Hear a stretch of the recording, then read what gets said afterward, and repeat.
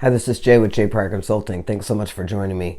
You know, I have a YouTube channel and I make videos like this all the time. And so the very first thing I want to say is to apologize to my people, my friends of color, my family of color, that I have not made a video yet about Black Lives Matter or about racial justice. My perspective in the past has been that I'm learning about my own my own privilege, learning about my own privilege, and also that I didn't want to see another white person flapping their jaws. A lot of stuff on Facebook and things like that from white people often seems performative to me. So I apologize, though. I realize that I have been remiss in keeping quiet because I do have influence, and I've realized that recently.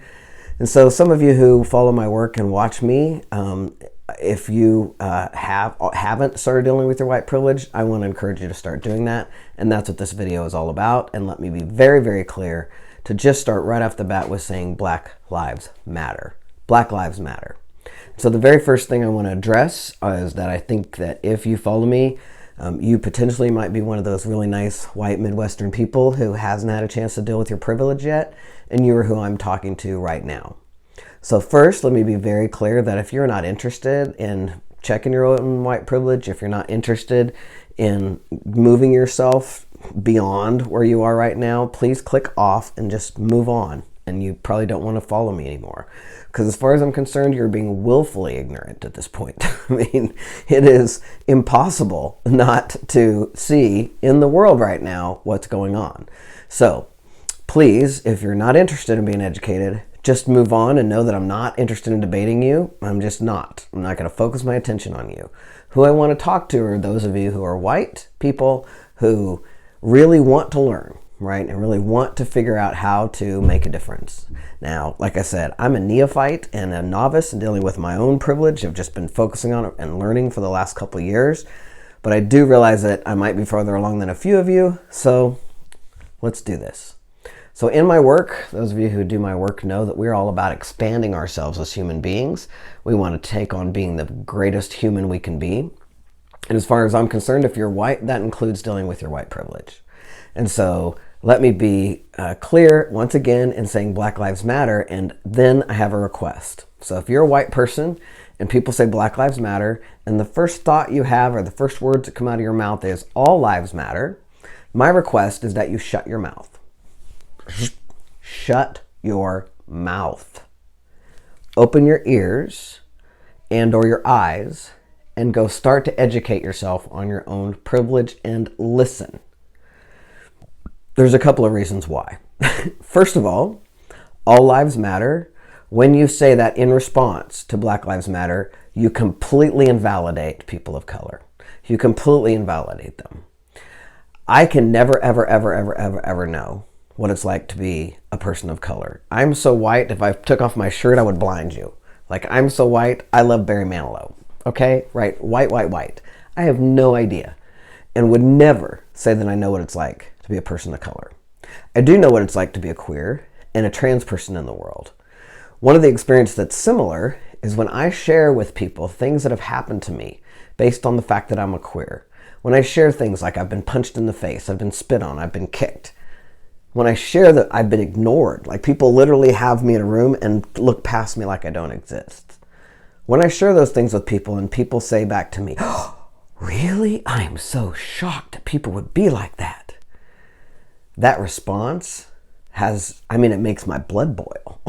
Because what it does is it tells me that you don't believe me and that everything I just said is probably not true. That's how it feels. So when people say Black Lives Matter and you say all lives matter, you're telling black people that you don't believe that their lived experiences, that their lives don't matter, and you don't buy it. You don't believe it.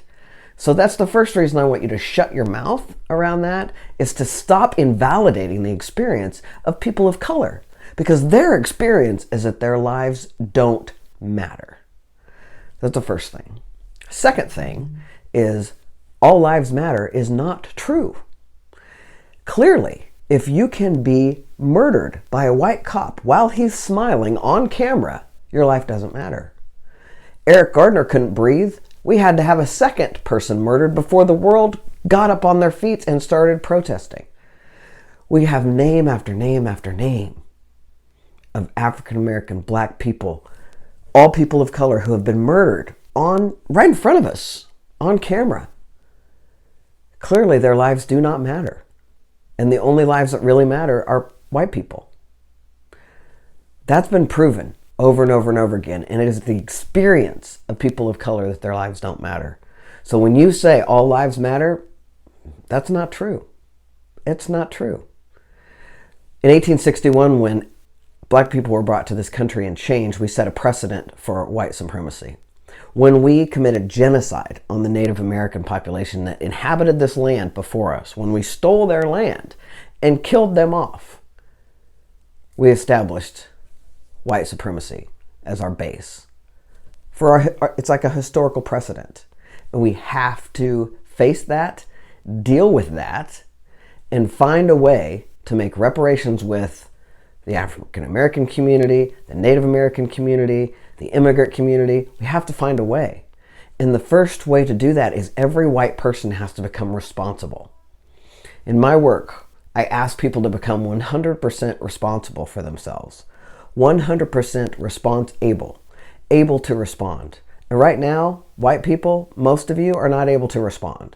You've got some work to do. I've got work to do. We all have work to do to have us be willing to be 100% response able.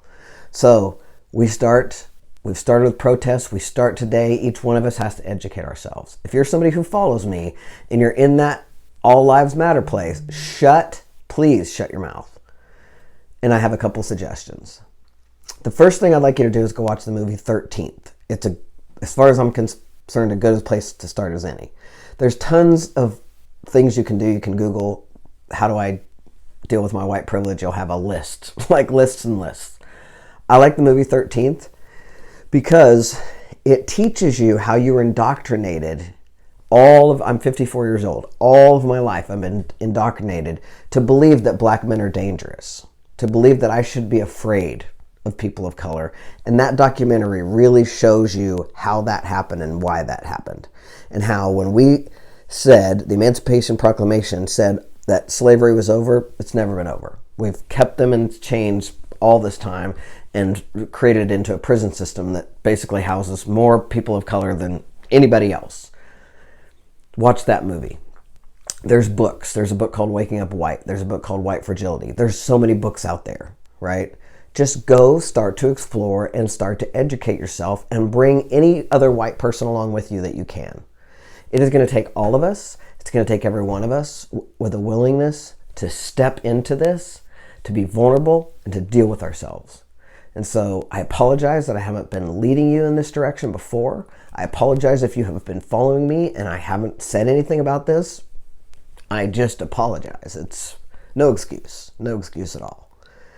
I am opening my mouth now, and I want you to be very clear that from my perspective, the only thing we need to focus on right now and in the very right on future is that Black Lives Matter.